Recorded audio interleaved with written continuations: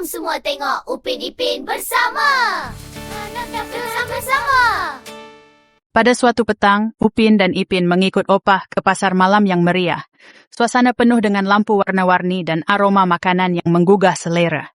Tiba-tiba, mereka ternampak seorang penghibur jalanan yang membuat aksi lucu, menarik perhatian orang ramai. Ipin, apa kata kita cuba jadi penghibur juga? Betul. Mereka mula membuat muka kelakar dan menari dengan gaya pelik, menghiburkan kanak-kanak dan orang dewasa yang berkumpul sambil ketawa terbahak-bahak. Seorang pakcik memberi mereka sedikit duit sebagai tanda sokongan. Opah yang melihat dari jauh hanya tersenyum bangga. Malam itu mereka pulang dengan hati yang ceria dan pengalaman yang tidak akan dilupakan. Betul tu, abang, jawab Ipin. Ayam itu tiba-tiba ada suatu petang, Upin dan Ipin bermain di kebun belakang rumah. Tiba-tiba mereka terdengar bunyi kukuk dari semak. Bila mereka mendekat, mereka nampak seekor ayam misteri dengan bulu berkilau.